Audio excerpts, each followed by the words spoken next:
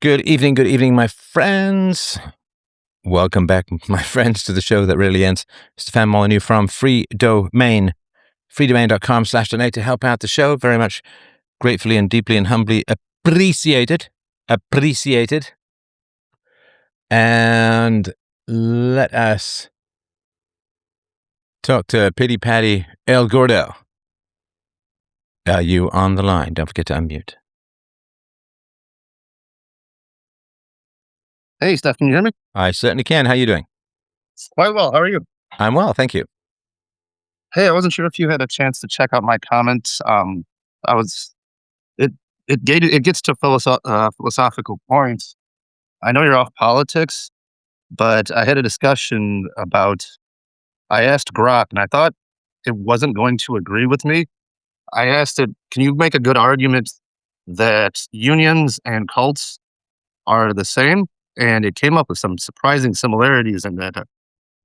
I've gotten actually surprisingly good. I've been posting it all over the internet about different union groups. I've gotten pretty good feedback, and I'm wondering your take on that since you've been accused of being a cult leader for so long. And I know, obviously, you're not. You deprogram people out of the cults of family and open their eyes. I kind of just wanted your take on that. If you have any thoughts on that. All right.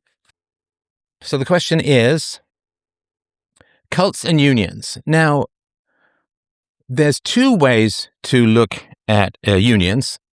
And one of them, of course, is it's a voluntary association of workers who gather together for collective bargaining purposes, right? Perfectly fair, perfectly valid, nothing wrong with it. It is not a violation of the NAP to get together with a bunch of other people and bargain collectively, right? So if you are working in a restaurant, there's like one manager, let's say there's 10 waiters, one manager, 10 waiters. Now, the 10 waiters can all get together and say, we want to put forward these collective demands. Maybe we want a 25% wage increase. So the waiters can put forward that request, totally fine. And they can also say, we're all going to quit if we don't get this 25% wage increase. No violation of the non-aggression principle. It's perfectly fine, fair, and valid for people to want that kind of raise and to organize collectively to get it. No problem, no fault, no fair, no unfair, no foul. Now, if you've ever been a manager, if a bunch of your workers want to quit all at the same time, you have a big problem with business continuity. So they have leverage. Now, if you overextend that leverage, in other words, if you say, we want double our wages or we're all going to quit at the same time, if the wages are too high for the business to continue, then the manager will just fire you all and try desperately to replace you. He might shut down for a week or two, and try and sort that out. Because if you ask for more than the business can sustain, the business manager will just cancel the business until he can reconfigure. Now, hopefully, if you're a manager, you work to keep your employees happy and you say, are you happy with your wages? Do you think that you're underpaid? Nobody ever thinks they're overpaid, but do you think you're underpaid? And you'll work with that proactively. If you get into a hostile situation, though, all of the 10 waiters can say, we're quitting because you're not going to give us a 25% wage increase. Totally fine, totally fair, totally valid. The problem becomes when the 10 waiters can use force to prevent the manager from firing them or hiring other workers. So in the union movement, which is largely socialist/communist, they're called scabs or strike breakers. So a bunch of factory workers go on strike for better wages, better working conditions. And, maybe their requests are, quote, fair, although I don't really know what fair means in this world other than what you can negotiate. So fair is just a word for little children to try and get extra candy and adults to pretend that they're owed something that they haven't earned for the most part. Now, if these 10 waiters in the restaurant can not only all quit at the same time, which they can certainly do, perfectly validly and peacefully, if, however, they can use force to prevent other waiters from being hired, then you're not in a negotiation situation, you're in a hostage situation. So if you say to a woman, will you marry me? And she says no, that's fine. If you then threaten to kill anyone else who might want to marry her, you're in a different situation morally, right? So that's the general argument and idea. So unions, in the modern sense, are far worse than cults. Far worse than cults. Because a cult in general will not forcefully bring you in. A cult in general will not forcefully prevent you from leaving. You might sign some slightly lengthy contract or things like that. But the cult won't sit there and say, if you leave, we will destroy you. I mean, some cults might, and of course that's wrong and immoral, but it is. A cult will sort of woo you in and keep you in with extravagant promises, and maybe they'll gather information on you, like tell us all your dirtiest and darkest secrets, and then maybe they'll hint that they might release it and so on. And, that's sinister and bad and wrong. Sort of, it's a kind of blackmail. But for the most part, cults are voluntary. They're voluntary to get in, and usually you can leave. Like if you leave some cult and go somewhere else, they're not usually going to hunt you down. If they do, of course, that's immoral and evil and bad and wrong and all that kind of stuff. So unions, in other words, collective bargaining, totally fine. Unions that run to the government and say it is now illegal to bring in outside workers, right? They form a ring, as they often do. They form a ring around the factory. They march around the factory. And anyone who tries to cross the picket lines, will be beaten up. Scabs, they're called scabs as a vile term. So they're physically attacked and beaten up to discourage them from crossing the picket lines.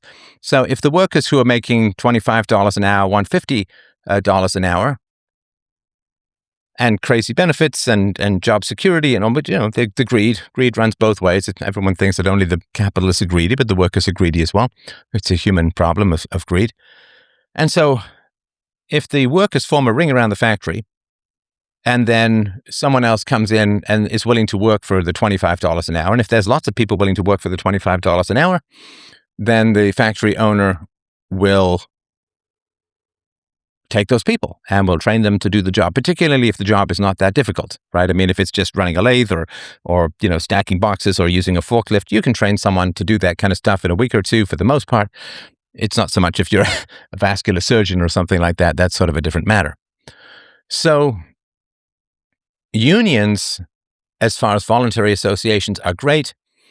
Now, unions can also perfectly morally use ostracism, right? So if there's a bunch of waiters, they all quit at the same time. And if there's another friend of theirs who's a waiter who's out of work, who then says, oh, I want a job in that restaurant. I really need to be a waiter and it's my skill set.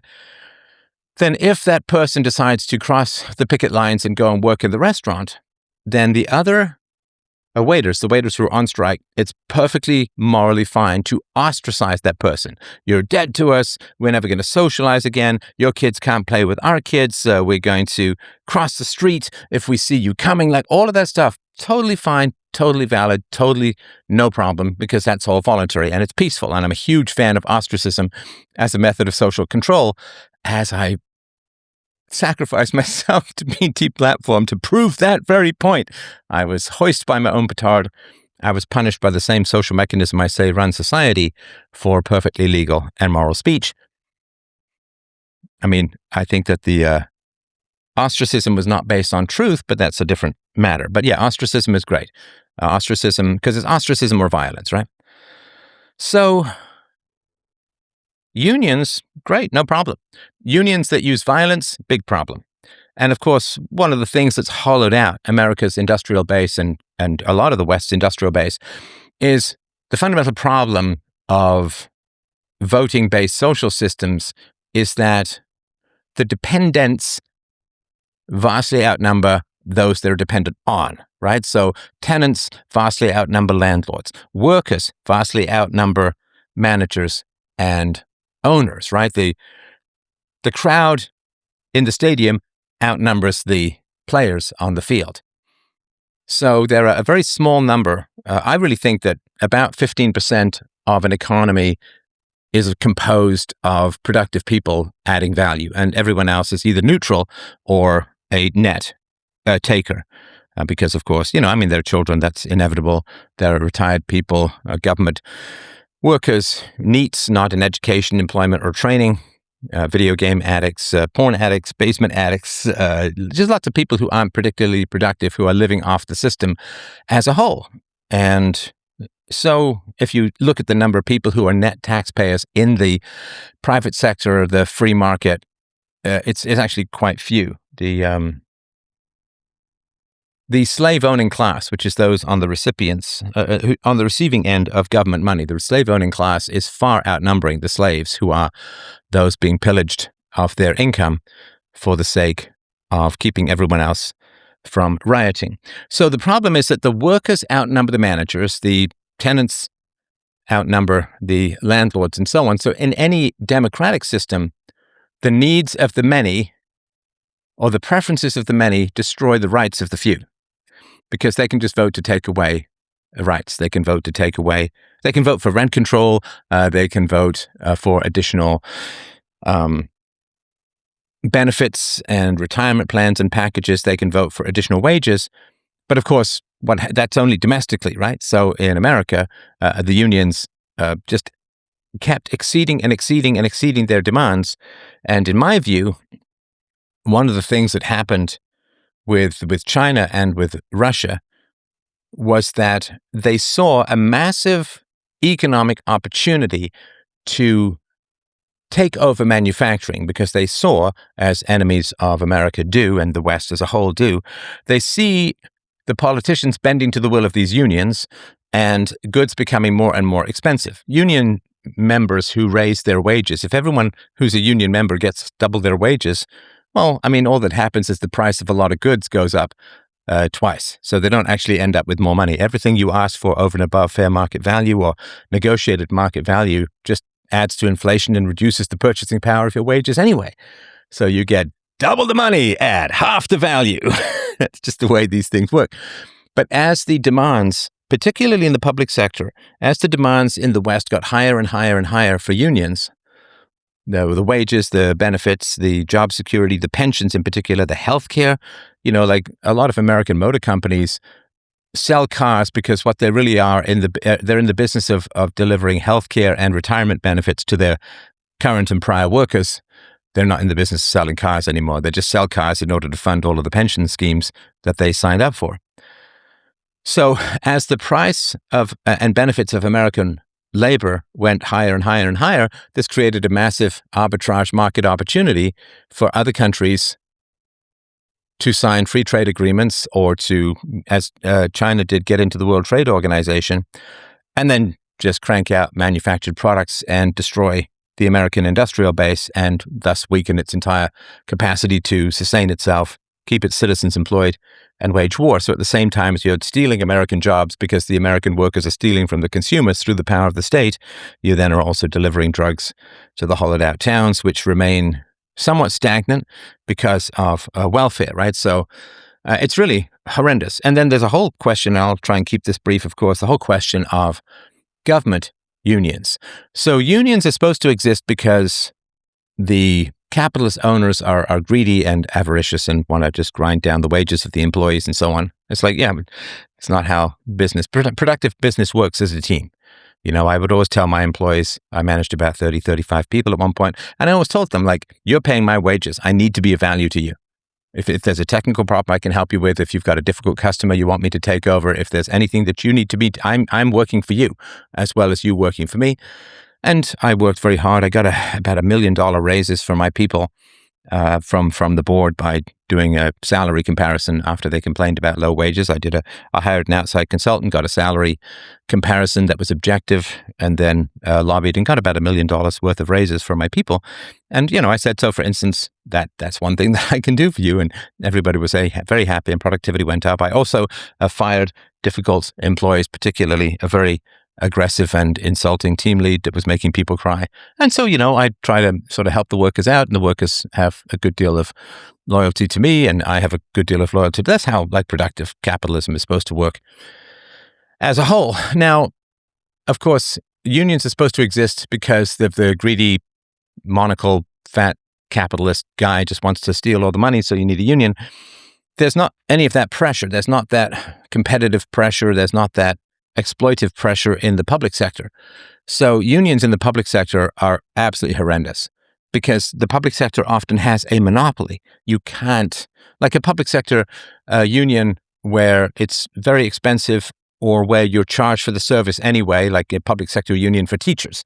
I mean, the teachers get paid whether you send your kids to them or not, whether you send your kids to private school. The teachers get paid whether you don't have any kids at all, whether you're overseas, you still get paid, right? And so when you have a union and you have no competition and you have enforced income, then you end up with a truly horrendous situation where workers have a stranglehold on the economy because of a government enforced monopoly. And then they can also unionize. And then you get, these garbage workers strike, the public teachers strike, various HR never goes on strike because, I mean, who the hell would notice? So public sector unions have been horrendous. And the other thing that happens, of course, in the eternal kick the can down the road situation of modern economics, what happens is politicians, when they're faced with a strike, the garbage piles up or the schools are closed and the entire economy is scrambling, then what they do is they don't want to give the workers, particularly public sector, can happen in private sector too, they don't want to give those workers wage increases in the here and now because the math just doesn't math, right? They're just, as a government, you don't have the income and there's only a certain amount of bonds you can float, particularly at the municipal level. So what they do instead is they say, man, don't sweat it. No problem, bro. I got you. I'm going to give you massive retirement benefits in 20 or 30 years, right, to the average worker, right? The average worker, say 40, so when you're 60, you're going to get massive pensions and healthcare benefits and dental and all of this kind of stuff. And that's just kicking the can down the road, right? So they then promise all of these crazy benefits that future taxpayers are on the hook for. And then the union leaders say, hey, man, we secured this great deal. You can retire a couple of years earlier. You get 25% more retirement, full health benefits, dental, whatever it is you're going to get. And then everybody pretends that they're happy. I guess everyone is happy. And then, 20 years later, the city goes bankrupt because all these promises have been made. So, yeah, cults are largely voluntary. Cults will love bomb you and seduce you and so on. But it's still, mostly voluntary. There are a couple of violent cults, but then they would be just criminal organizations. But government unions and unions that are protected by the government are violent thug enterprises that bribe people with largely coerced, hostage taken in a sense, and stolen money, and you don't really have a choice. And I remember first being interested in this, just by the by. I worked at 2 restaurants as a teenager, well, more than 2, but the 2 that are important. One was Pizza Hut, and the other was Swiss Chalet. Now, Pizza Hut, non-unionized, at least back in the day. And Pizza Hut, I didn't have to pay for my uniform. I didn't have to pay for my name tag. None of that. And all my meals were free. Anything that I wanted to eat, I could just go and get it. I mean, not some big, large pizza, but, at the end of every shift, they used to have this great fettuccine Alfredo. I would get some of that, or I would take a hot chocolate and go with it. Anything you could eat at lunch, there were these pizzas left over from the 5-minute lunches, and you could just eat anything you wanted. At Swiss Chalet, I had to pay for my own uniform, and I also had to pay for meals. And it was unionized, and they took, 3 or 4 or 5, or maybe it was 6% of my income. And it was I just made less money at the unionized place than at the non-unionized place. So yeah, I mean, if they really wanted to insult me, they wouldn't call me a cult leader. They'd call me a union leader. That would be much more insulting. Does that help at all? That's so beautifully said. And like how you stated, the greed of the workers is something that's often overlooked. When you spoke with that debate with the other guy, the guy who wasn't listening, which blows me away how many people don't listen to what you have to say. You said so much. I'm trying to unpack so much. That it's people are like, I guess perhaps because you've been a business owner and a manager, that you get that perspective. Like how you said that, sure, that your wages are doubled, but they can't see like you said, taking the can down the road, that the value of what you're doing isn't going up. It's just you're getting paid more, and it's causing the value of everything else to go down. And I view it as like a larger societal problem. And I know I'm trying to get ahead of this. I know you're about politics, like you said, but next year, I believe in the US and Europe, and I believe in Canada too. In 2027, they're having a large labor strikes. And I believe if we can get ahead of, maybe I'm being too optimistic, but if we can kind of point out overall immorality, like you said, especially with the public sector unions, that maybe we could sort of have a national conversation. And I know it's kind of cliched, but maybe we could sort of get ahead of these things before philosophically and have them point out that they're immoral before they become a larger, like you said, riots and further problems. Yeah, I mean, I've been sort of trying to mull over what is the biggest sin in the modern world. I think it's a toss up between vanity and greed. And vanity and greed are both desire for the unearned. If I say I'm going to sell you something for $500 and you agree to pay me $500 for it at freedomain.com/donate, sell you my gratitude for support of the show so we can stay commercial free. But if I say I'll sell you something for 500 bones and then you say, sure, I'm happy to pay 500 bones and 100 fins. I had a friend who used to call $5 bills fins. And that's fine. It's not greedy, right? But if I overcharge you, if I double charge you or whatever, because I'm entitled. So greed and vanity are both the desire for the unearned. Vanity is, I want people's good regard without having to earn it.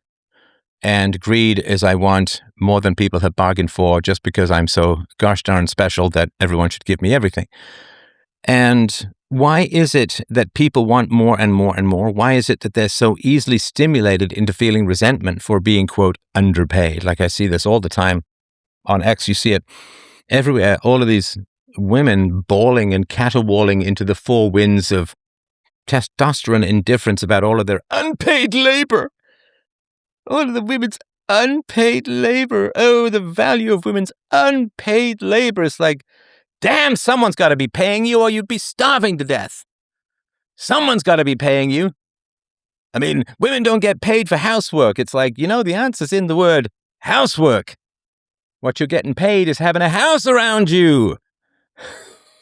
You can't do work and not get paid without starving to death. If I go out into the woods in Canada and I decide to move bushes around for some reason, am I getting paid? Nope. Let's say I'm a waiter. And I remember, I thought of this the other day, like eternal thanks to the guy. I remember this very clearly. I was new to Canada. It was a horrible winter. And I was in a group of kids and there was an older guy there. My friends were 11 or 12. I just sort of made new friends when I came to Canada. And there was this guy who was like 14 or 15 and a smart guy. And one of the guys was talking about, hey man, it costs like 15 cents for a can of Coke. It costs a quarter for a can of Coke. But you know that the ingredients only cost 3 cents? And I was like, ooh, now of course you get a feeling that something's not quite right about that, but you can't really articulate, at least I couldn't articulate it back then. Like, that doesn't seem quite right. They're really making 22 cents profit off a quarter can of Coke. And the older guy was like, come on, don't be such a kid. Think about it. The cost of the ingredients is not much in the can of Coke, but you got the actual can of Coke you got to make. You got to pay for all the workers. You got to pay to have it more transported. You got to pay for the heating. You got to pay for the factory. You got to pay for the management. You got to pay for the advertising. And he just went through this whole list, right? I mean, literally, that 14-year-old kid, God bless you. God bless you wherever you are, man. Saved me from a life of pathetic socialist idiot resentment, right? And it's like, well, oh yeah. Oh yeah. Oh yeah. Oh, that's right. And so I thought that was just beautiful. And so the greed, the resentment, the vanity, my work is worth more. And of course, it's a bit of a low IQ thing too, because when you're a worker, you can see all the work that you and your friends are doing, but you take the factory, the lathe, the forklift, whatever it is that you're working with, you take all of that for granted. And it's just kind of there, like a tree or like a river or whatever it is, right? And so you don't see the boss working, right? You're out there, you're cutting stuff around, you're moving stuff, you're spot welding, you're doing all of this kind of stuff.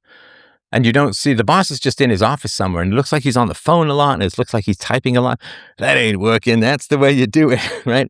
And it's like, well, we're doing the working. What the hell's he doing? And it's like, well, he's making sure that the entire factory runs. Because you doing all of these movements in the middle of nowhere doesn't make you a damn penny. Someone's got to build all the machinery around you and then do the marketing and ship everything off and get paid and make sure that the taxes are paid and all of that. So Yeah, and why are people so greedy? I think they're greedy because they're unloved. You know, if you're unloved, you tend towards materialism. Because if you're like as a kid, if you're unloved, if you're unappreciated, if no one takes delight in your presence and wants to know what you think and feel, if you're a little kid and you're unloved, you tend to want status. And then you associate value with in material terms, not value in moral terms, not value in respect, and not value in love and appreciation and so on.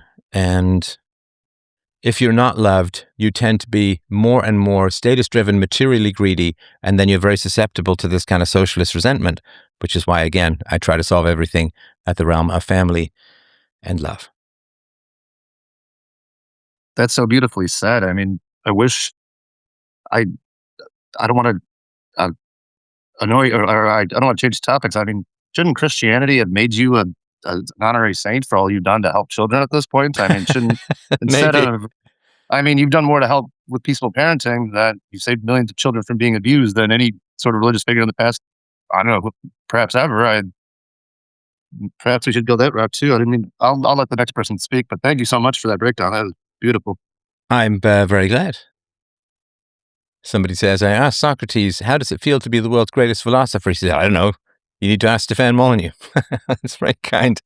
I appreciate that. Thank you. Let's if you want to talk, that's fine too. Oh yeah, we do have someone. Let's give Mike the mic. Mike squared. If you want to unmute, I'm all ears. Hi there, can you hear me? Yes, sir. Go ahead. Stefan, it's an honor to speak to you. I am a first-time caller. Um, been a subscriber for a while. Thank you. Been listening to you for a long time. If you're ever in Colorado or you ever want to visit Colorado, we would love to host you at our house and in our guest bedroom. It would be our pleasure. You've been such a big impact on me and my family. We peacefully parented 2 kiddos.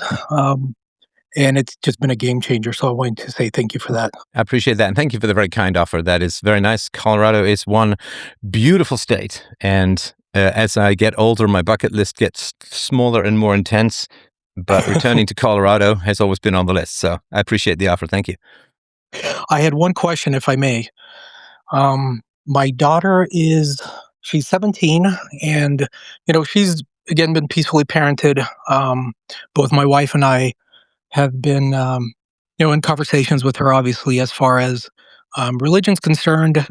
Obviously, a lot of her friends and family that we interact with have a faith based background and a belief, and I think she's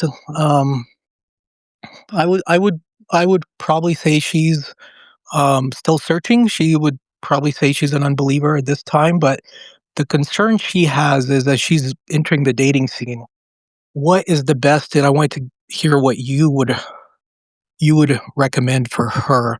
What would be the best way to start conversations with, a guy she's potentially dating or she's around when that question of faith comes up, particularly if it's somebody who comes from a Christian background? You mean if she's dating someone from a Christian background? Correct, correct. Yeah, and again, her family's fairly Christian, so I think she's exposed to the ideas, but without stepping on any landmines. I just wanted to see how your daughter perhaps is addressing that, or any of your recommendations would be. It's very kind. I will answer this without reference to my daughter because that's more sort of personal to her. But it's an interesting question. It's the question of faith versus works. Is the belief in God what is needed to make you good, or must that belief in God manifest in actual works in the world? It's a big question. Faith versus works. It's an old argument in Christianity. If you have faith, but the faith does not manifest in good works, do you go to heaven? If you do good works without the faith, do you go to heaven? And that is a very interesting question. Now, I prefer good works to mere belief. A belief that is not manifested in action is hypocrisy in practice. Because if I said, "Oh, peaceful parenting is very good," and then I yelled at and hit my kids, that would be terrible. That would be just appalling. That would be like the Christian preacher who rails against people having affairs while himself having affairs, often through Grindr or something like that.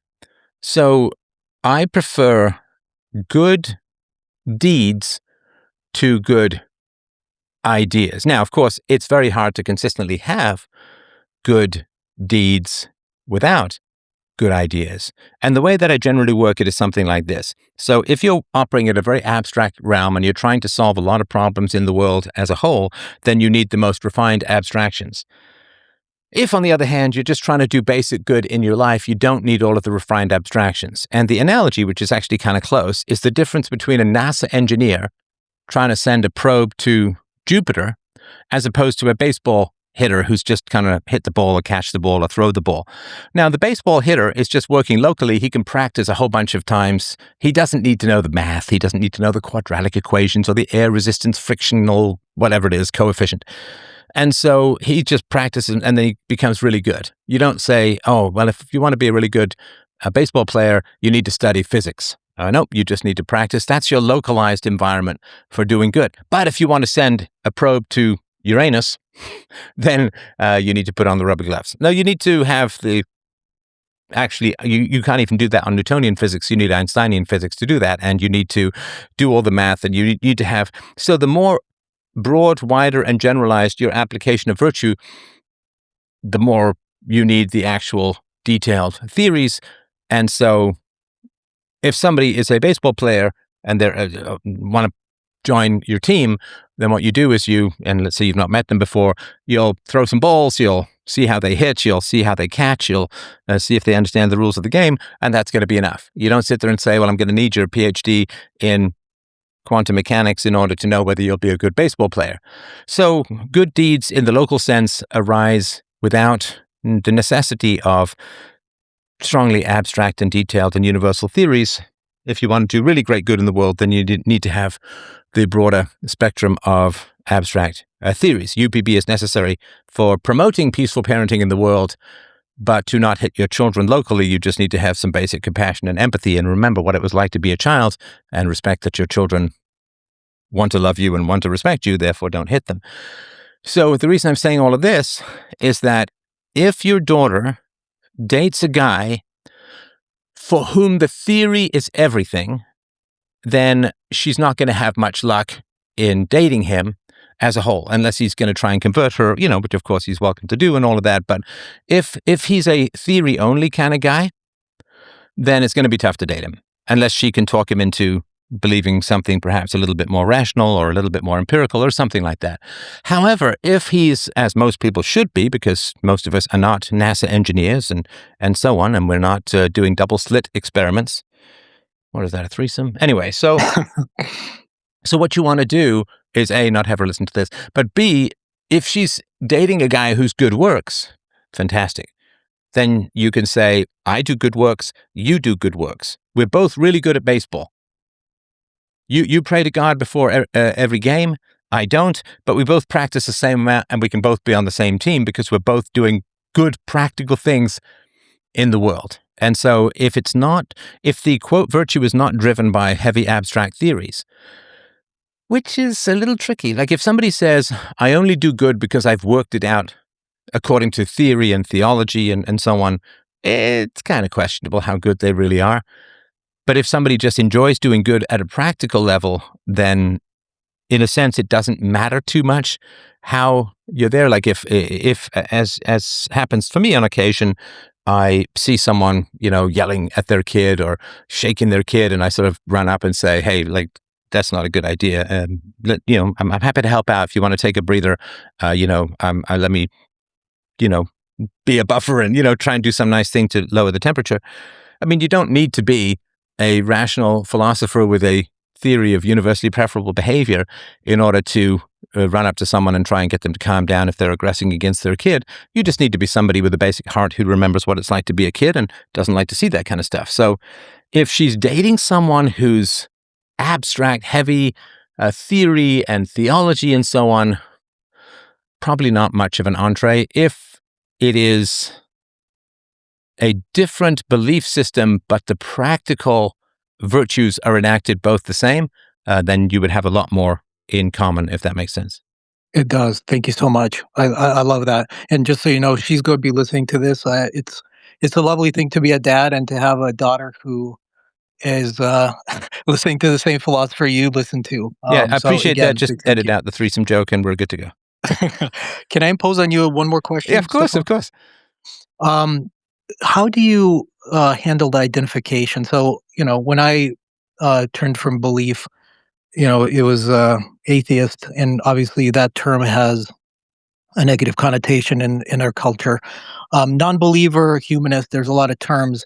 For somebody at her age, particularly in a social circle, it's not necessarily the best way to be identified immediately. Hmm. What would be a good way for her to kind of start? Hey, what church do you go to? Where do you attend? What would be the best way to kind of start that conversation for her to identify herself or where she's at, if that makes sense?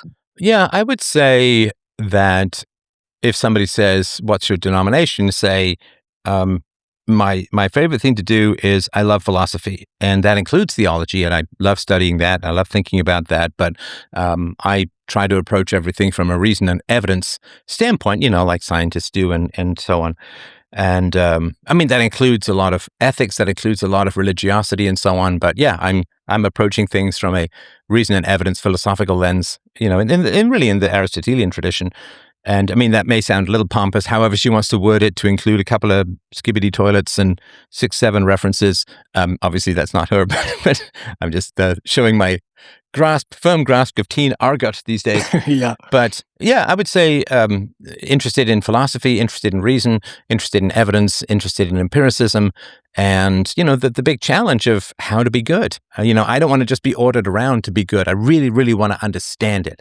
I don't want to just follow commandments because that turns me kind of like a computer. And I really want to exercise my free will, not just to be good, but to know why and to understand it better. And so I spend a lot of my time thinking about what's good and bad, what's right and what's wrong. And this allows me to avoid social consensus and allows me to avoid peer pressure. And I don't, like a lot of people just look at the universe and say it is what it is. And I'm very much but why? But why? Why is it? My daughter was the other day standing with her legs far apart and sliding down. And I said, why? And of course, everyone laughed because she was an upside down why. So, That's funny. yeah. So, I mean, the why of things is where human beings are. Animals live at the level of sense perception, and human beings live at the level of abstraction and curiosity. So, yeah, I mean, Thank you. I find religion completely fascinating. I just did a whole thing on the prodigal son the other day, and we're going back to Noah's Ark, I think, at some point soon, and I find it completely fascinating.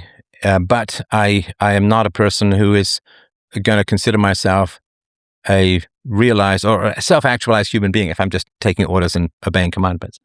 Thank you for that. Thank you for that.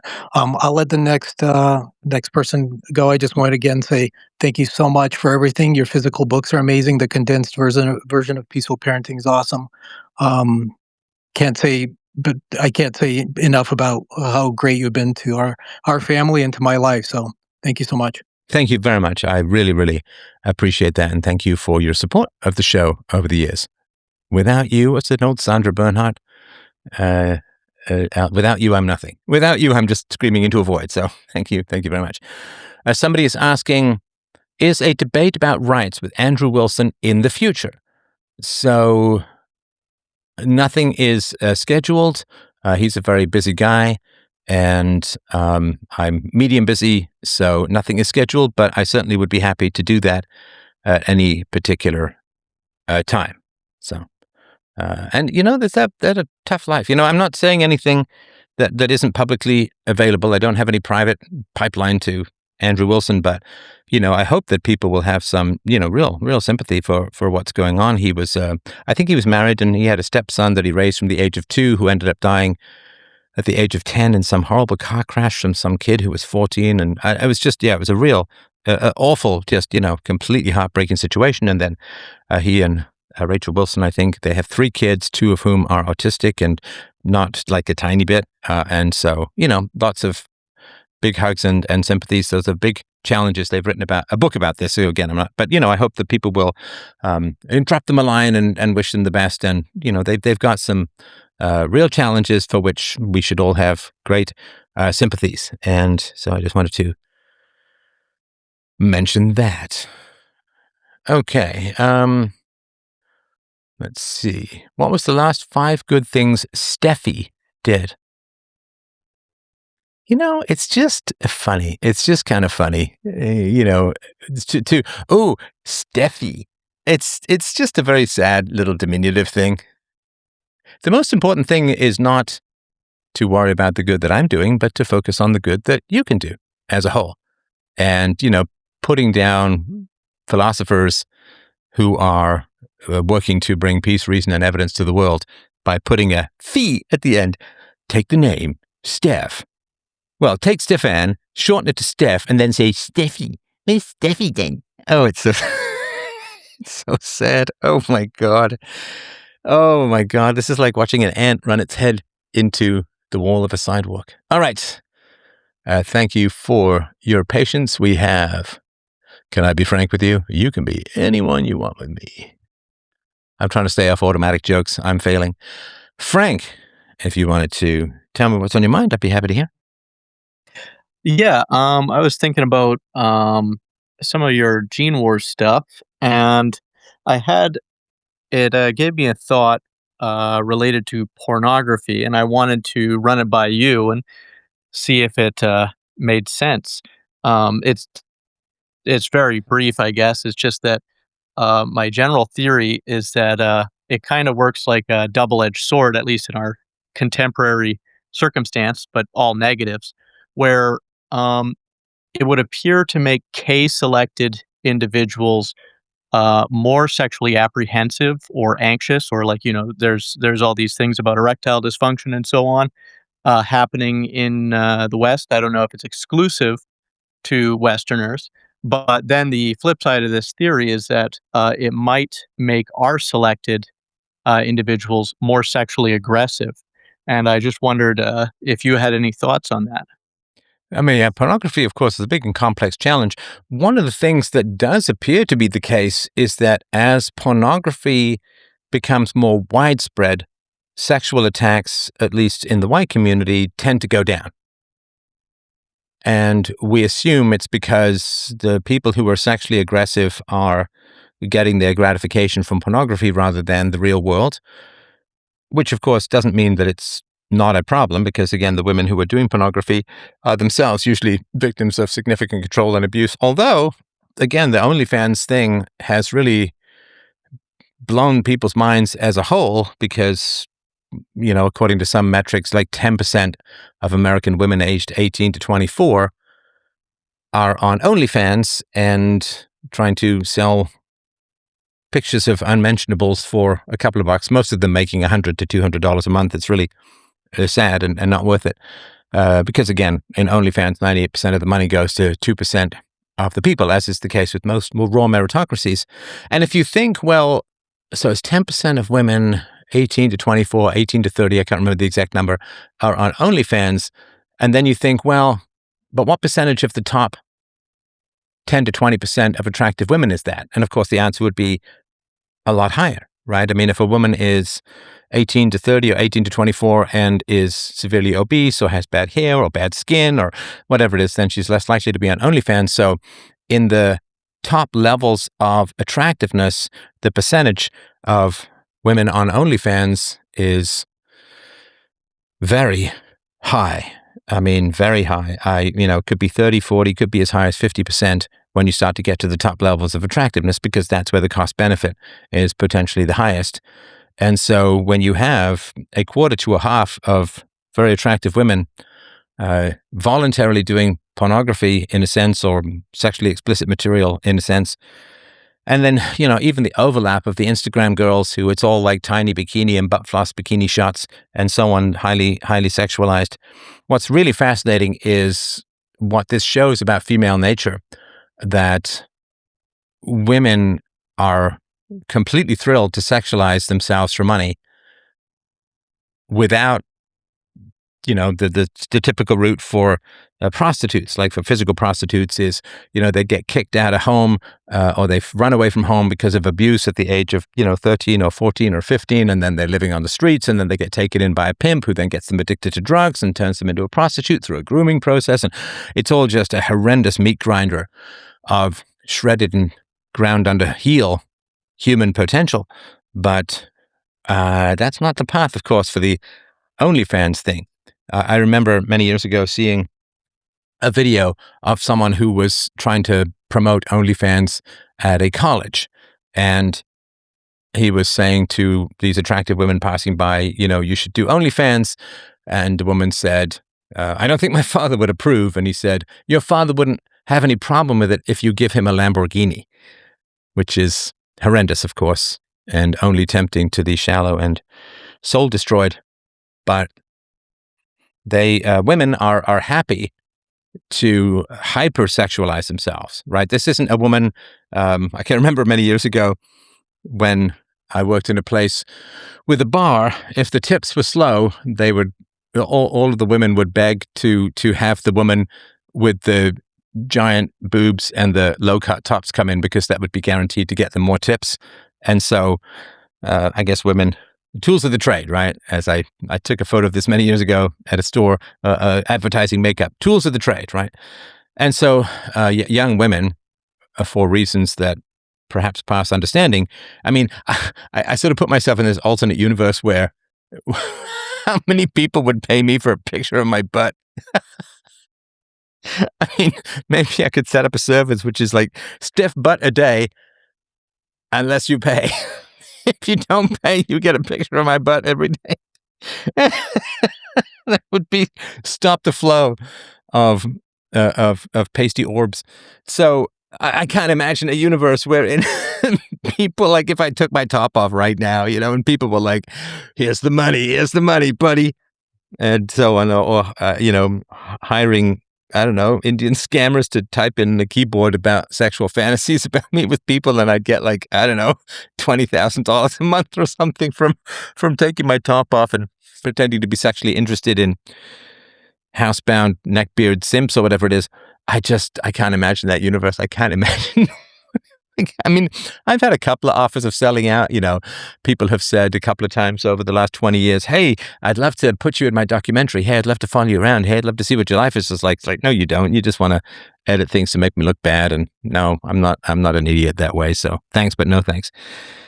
And other people have offered me money for an even more advanced and beautiful studio. And what it is, they've offered to sort of fund me, but then there would be some editorial control. And I'm like, nah, I'd rather not. Thanks. I'd rather just have 3 chords of the truth rather than a whole stadium, a Philharmonic, and lies. So, yeah, pornography is a big challenge. Again, it does seem to reduce some levels of sexual aggression in practical terms. It does. Hypersexuality and seeing sexuality everywhere is a mark of primitive tribes. The civilization is defined largely by our commitment to privacy. And so when people see massive amount of sexual activity, they do get programmed to be are selected. And yes, the erectile dysfunction stuff is a very real thing. There are some men who've actually completely, like, it seems permanently destroyed their capacity to have maintain an erection due to overconsumption of pornography and so on. So yeah, it is a big challenge. And of course, we all know that if it wasn't for, like, the incel and the pornography is very much intertwined. They are bonded together, you might say, because when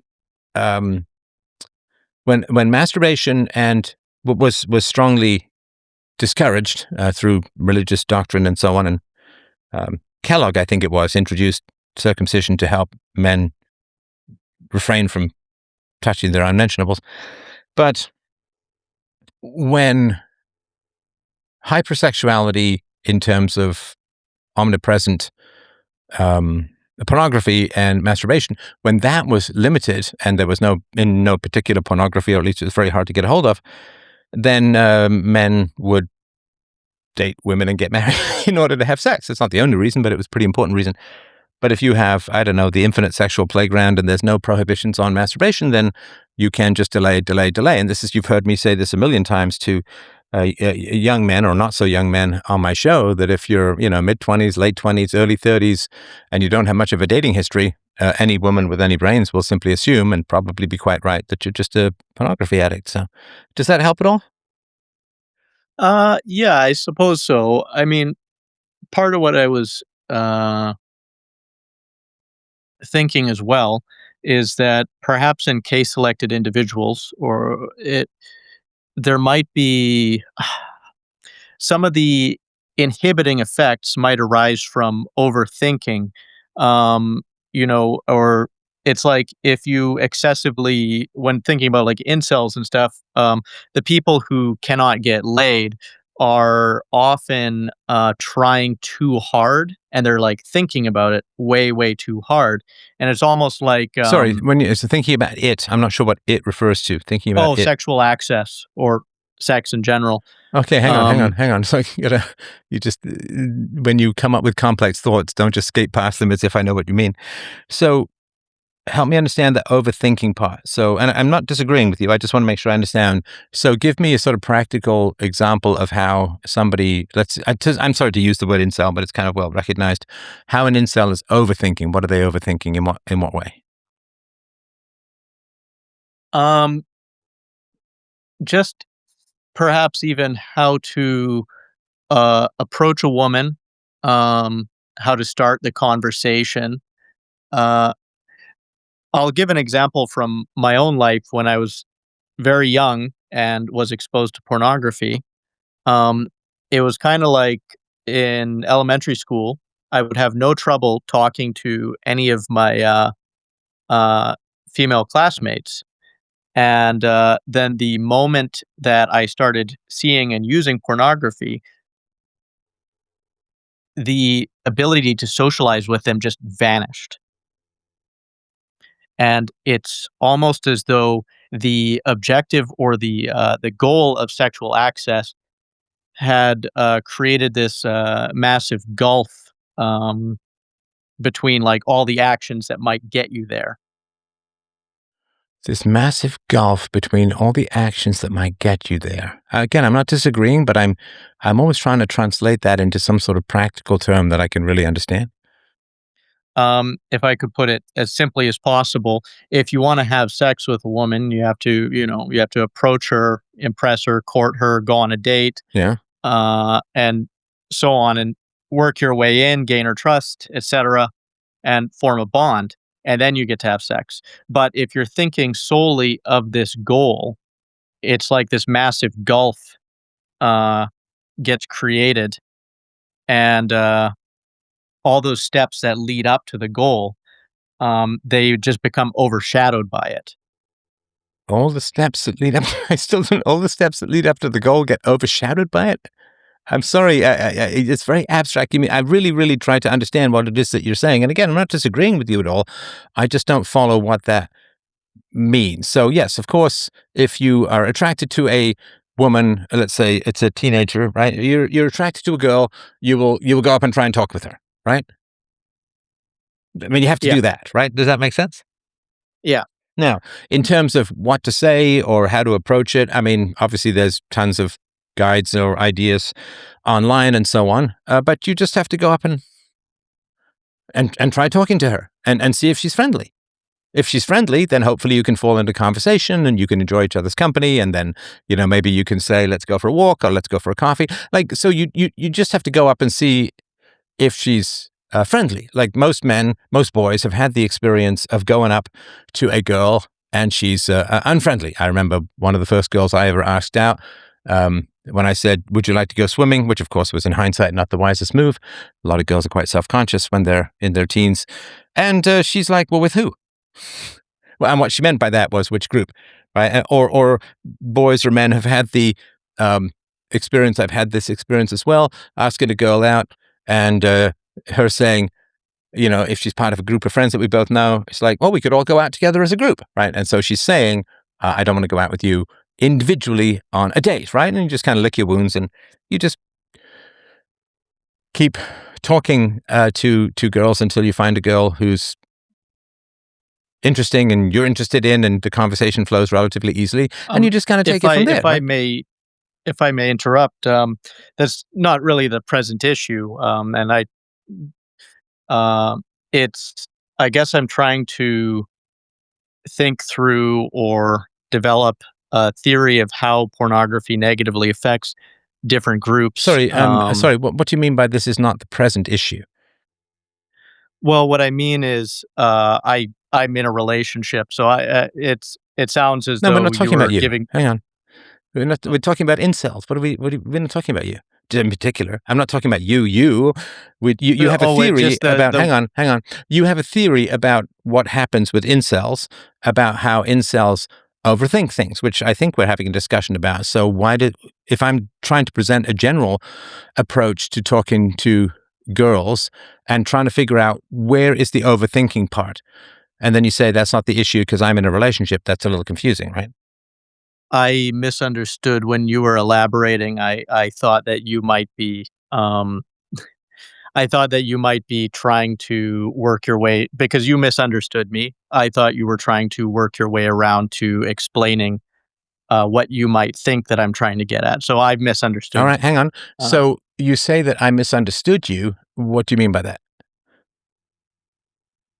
I mean, I've been asking for explanations because while I get a general abstract sense of your meaning, I don't know what it means in practical terms. So help me understand. I'm not trying to be hostile. What do you mean by I've misunderstood you? I'm trying to understand what it is that you're talking about and how it applies. I'm striving to understand. I don't think that's the same as misunderstanding.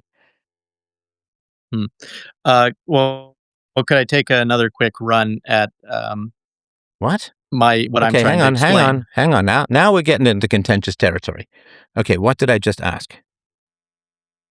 Well, I don't know how to answer that question. Sorry, I should speak more directly.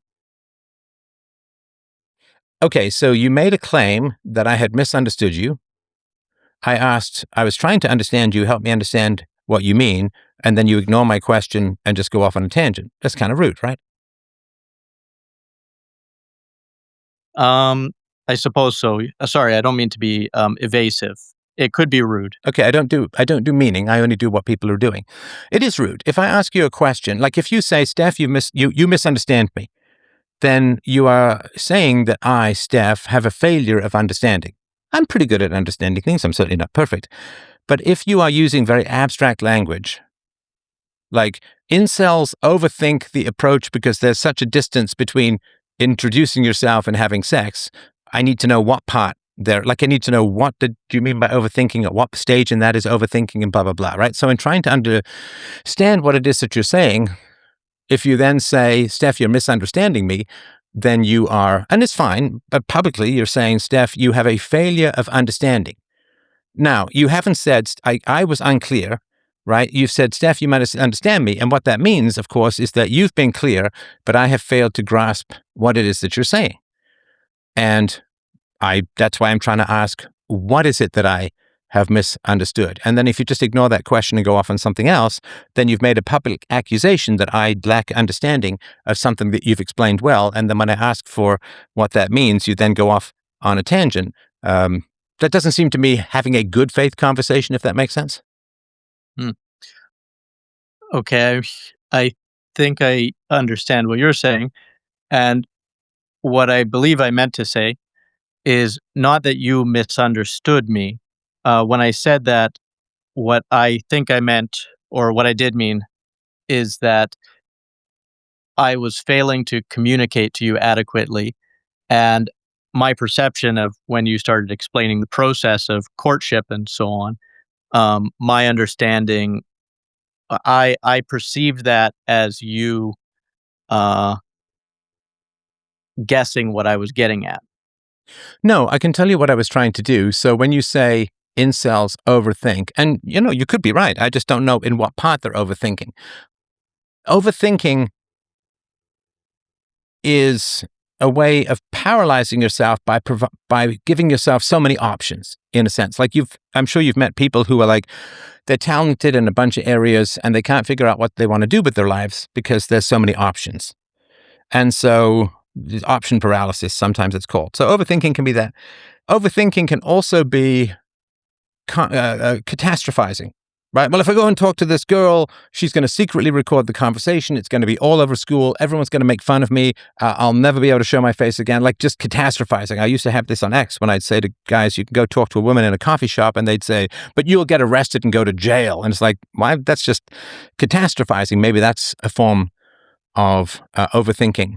Maybe people say, well, if I like this girl, we have sex, I might get an STD, or maybe I won't be getting an erection, or maybe we'll get married and she'll take half my stuff. Like, I'm just not sure what you mean by overthinking, in what area, in what context, because the show here, I'm sure you know this, right? The show is designed to help people.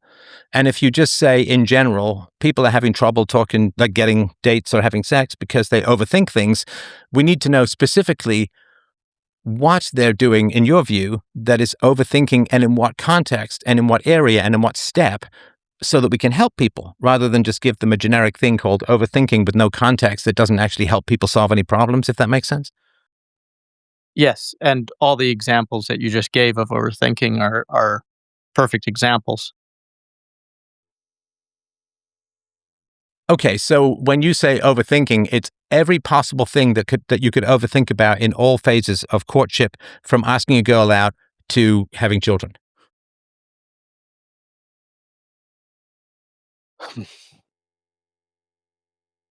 I'm not mocking. I'm just trying to understand what you mean.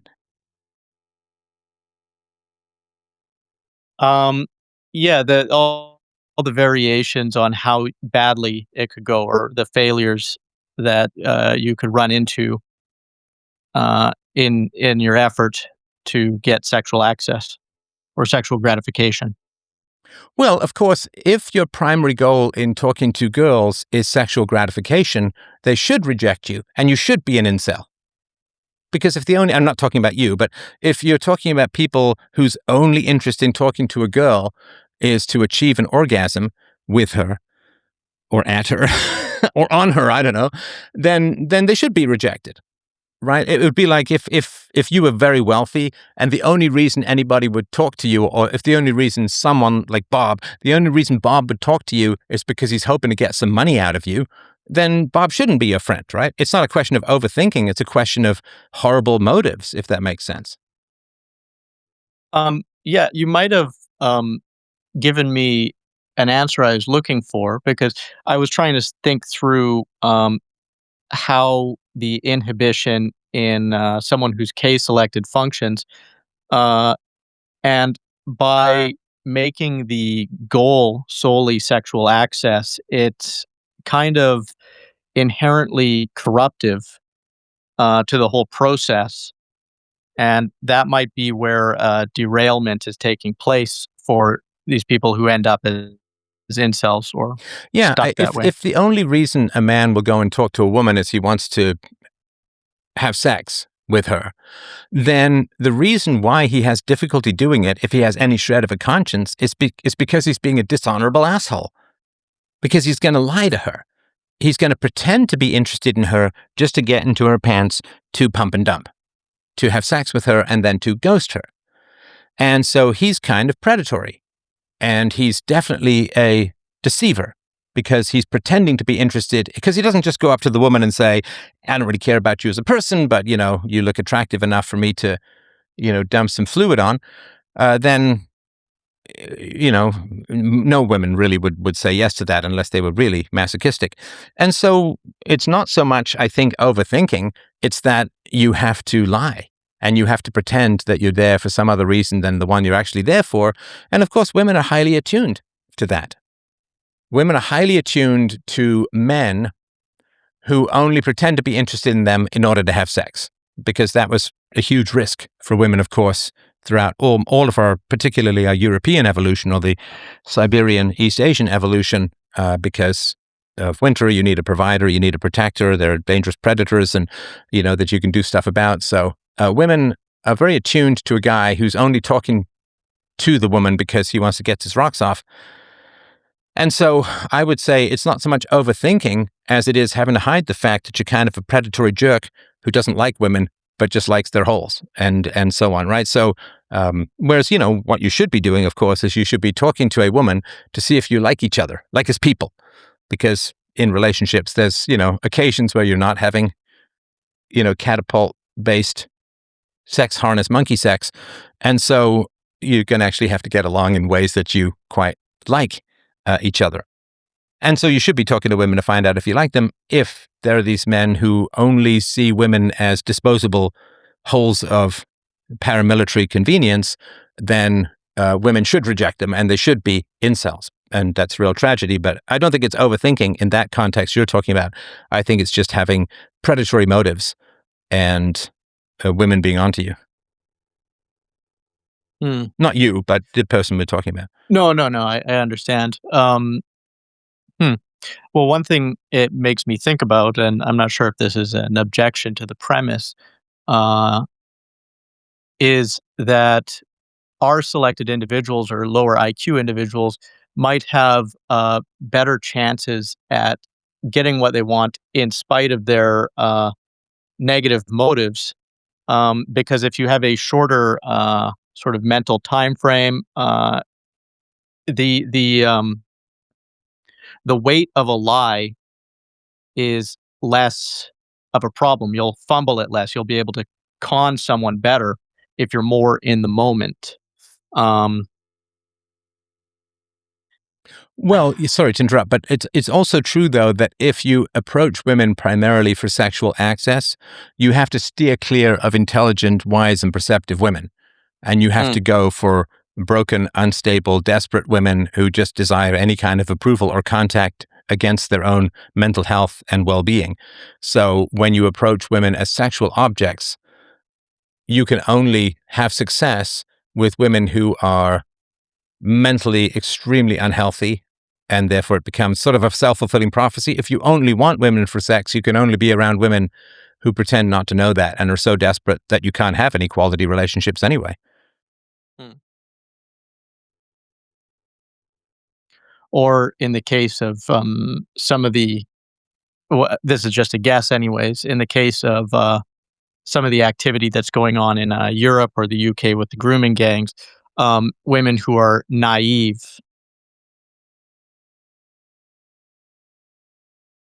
Well, the grooming gangs aren't targeting women. Sorry, yeah, my bad. Different. Kind of an important distinction, wouldn't you say? Yes. Yeah. And of course, I've often thought that if you are a British parent, and let's say for some reason you just don't like immigrants, and you say to your kids, stay away from the immigrants, would your kid be less likely to be groomed? It's a question that kind of answers itself. All right. Is there anything else that you wanted to mention? No, not in particular. Although you were talking just earlier about the primary evils of the day being greed and vanity, as being driven by desire for the unearned. And I wondered what you thought about that definitionally being motivated by sloth. Sloth. Yeah. Sloth. Yeah. It's funny, though, because certainly the girls who want money from OnlyFans are lazy. I remember having a conversation many years ago with a guy on a plane back when I was in the business world. And I've always had this kind of curiosity about people, and people have always told me their life stories. I mean, what I do with this show comes out of a long history of people doing life story stuff with me. And he was talking about how his girlfriend was a stripper or an ex-stripper, but she was lazy. And I'm like, well, she's a sex worker. And again, I'm talking voluntary, not sort of drugged and homeless and all of that sort of stuff. But she got into it just because she didn't like to get up early. And she could make a huge amount of money with very little effort. I mean, obviously it has pretty negative things in the long run, pretty negative connotations in the long run. But Yeah, he was like, I can't believe she's so lazy. I'm like, but she's a stripper. So there is a certain, you're right, there is a certain amount of sloth just in wanting money for nothing, because you haven't earned your butt, your boobs, or whatever it is that people are paying for on these sites. That you just, I mean, maybe you've done some exercise or whatever, but lots of people do. So yeah, you haven't earned lust as a human emotion. You haven't earned your boobs, your butts. You haven't earned the fact that there are simps. You haven't earned any of that. And so yeah, there definitely is sloth involved in it, I think. All right. No, that's everything. Well, thank you very much. You're very welcome. And yeah, don't forget to like and share the stream if you could, and freedomain.com/donate to help out the show. Will, you're not get back on the show, man. Don't even try. We go to therapy. All right. We have, let us do a glasses flip. Nick, whoa. If you wanted to unmute. Stefan, you were not actually supposed to let me up here. Why is that? Well, I don't know. I just didn't think you would let me up here. I thought like this is for certain members or something. Have you and I had negative interactions before? Is that what you mean? Nope. I just no. I guess I just wanted to say hello. I didn't particularly have anything to say. But well, we're going to have a negative interaction now, because I don't know why you would put yourself in the queue of a show if you don't have anything to talk about. So that would be block and remove. All right. No worries. It's just kind of strange. Like, why would you give me that editing job afterwards? All right. Jeff, if you wanted to give me a shitty, shooty, shouty, outy, I'm happy to hear. Yes, sir. Good evening. Thank you again for hosting this. It's very kind of you. My pleasure. Thank you for joining. Yes, sir. I had just a quick question, and my question was, looking with your study and analysis of history, looking forward into the future, what would you say is most likely take, let's say, 3 future societies in this down the road, 10, 20 years, whatever you want to do. And let's say one of them is set up like a libertarian version of Las Vegas, let's say, do whatever thou wilt as long as you don't get in someone else's way, that kind of thing. Then you have a society that's much more like we have today. And then you have a third society, which is run by someone who is, warlord's a harsh word, but who's basically like an absolute monarch, but his model is to be the best kind of monarch he can, and with the best parts of, say, a King David, a King Solomon, Phil Alfred the Great, fill in that. In which society do you think were you most likely to see a flourishing of the kind of non-aggression for the largest number of people? In this benevolent monarchy, this Las Vegas style libertarian society, or in some other way, but mainly those two. I mainly want to get your thoughts on that. The current society that we have is founded upon violations of the non-aggression principle. It is entirely run on those principles. The only way that non-violations or respect for property rights is maintained is in order to have entrepreneurs generate enough wealth that they're worth stealing from.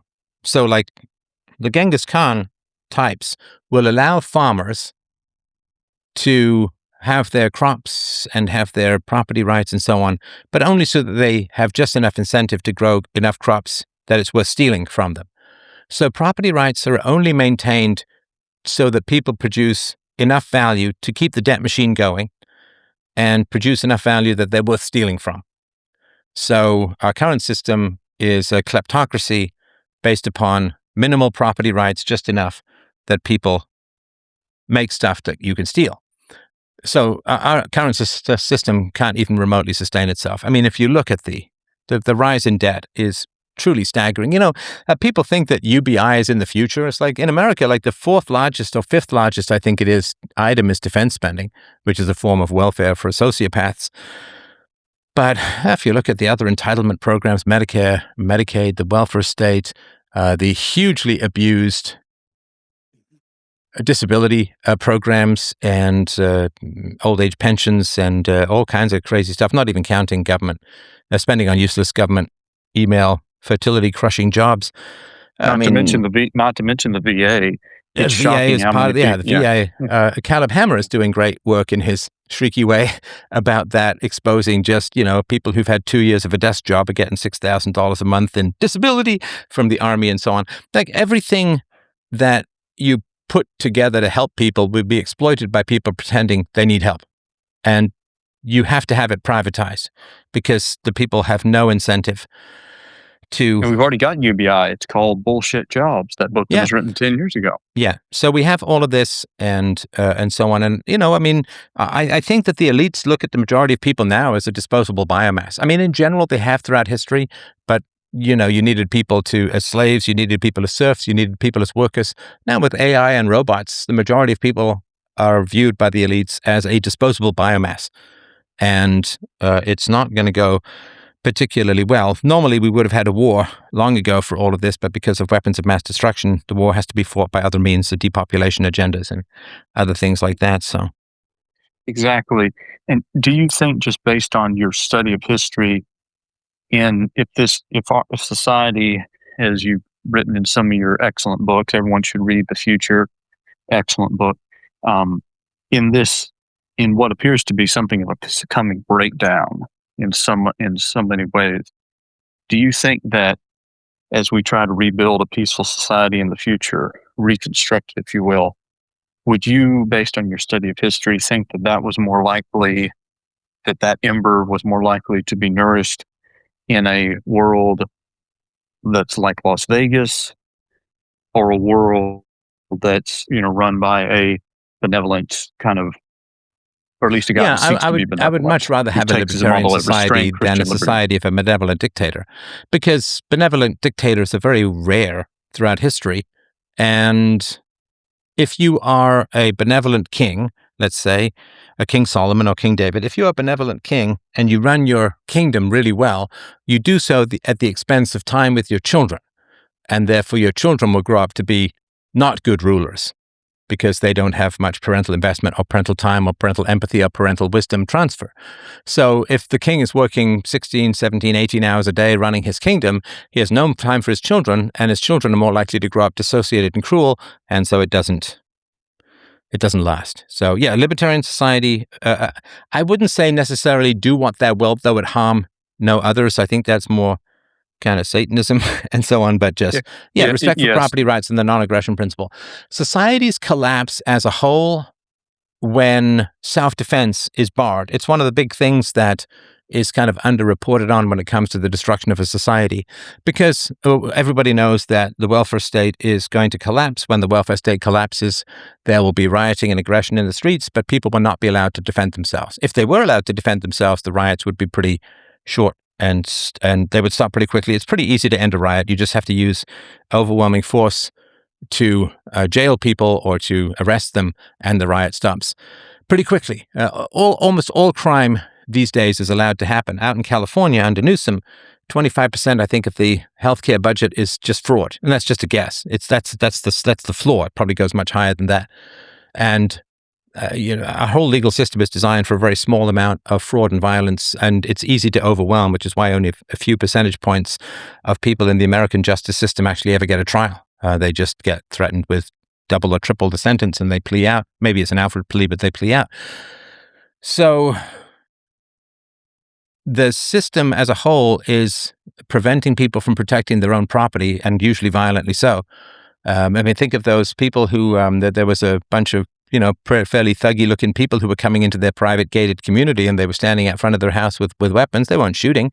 I don't think they were even pointing them at people, and they still had to go through years of legal hassles and so on. So, yeah, the purpose of destroying a society fundamentally is around preventing rational self-defense, moral self-defense of persons and property, and then that just emboldens and empowers the criminals to do whatever they want, and that is usually to kill the golden goose that lays the foundations of the products they want to steal from. So yeah, I would definitely go for the libertarian free market society if I could. Interesting.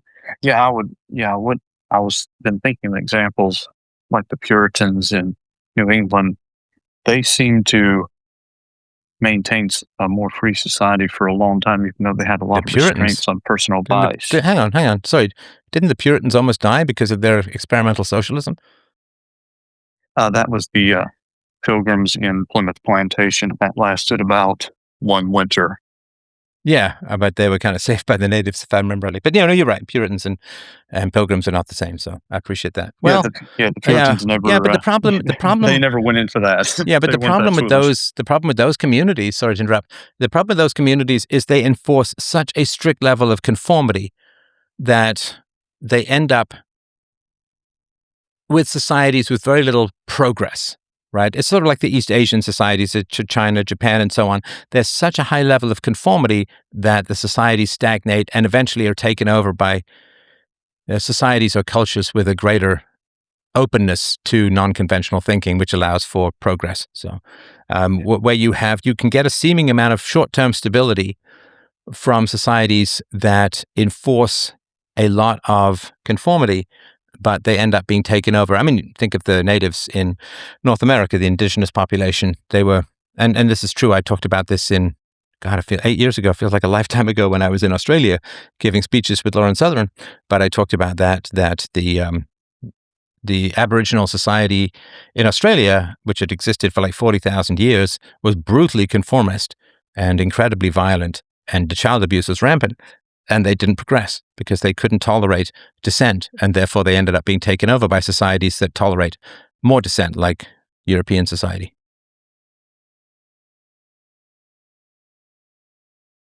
All right. Well, I appreciate that. One other question, if I may. Then in Massachusetts, talking about progress, if I'm not mistaken, isn't it New England that gave the United States most of its academic tradition and pretty much dominated intellectually the rest of the continent, and where the Industrial Revolution started? Sounds like a very innovative region. Sorry, it was New England? Yeah, the pure in fact, if you look into some of the histories of the American peoples and the different groups who settled in different parts of America, the New Englanders are famous for basically minding everyone else's business for them. The Southerners are like, just leave us alone to do our thing. And New Englanders are like, no, we must have progress. We must have progress. They're constantly, that old Calvinist urge to build the New Jerusalem, even later becomes Unitarian and Universalist and then atheistic, but still that old urge to, we must build, we must have progress, we must have progress. So in terms of advancement, I think maybe we might need another thing to say what's wrong with that society, because Industrial Revolution in America started there, intellectual advancement started there. Literacy was like 98% in New England. So, well, yeah, I don't know much about the history of that, so I will defer to your expertise, and I appreciate you bringing that up. But yeah, I generally think, as a whole, that too much intellectual conformity and too much of a requirement for intellectual agreement does tend to stifle curiosity and does tend to stifle exploration. Now, there are some societies where they will disallow it in areas of theology and morality, but will be more encouraging of it in areas of technology, engineering, and science.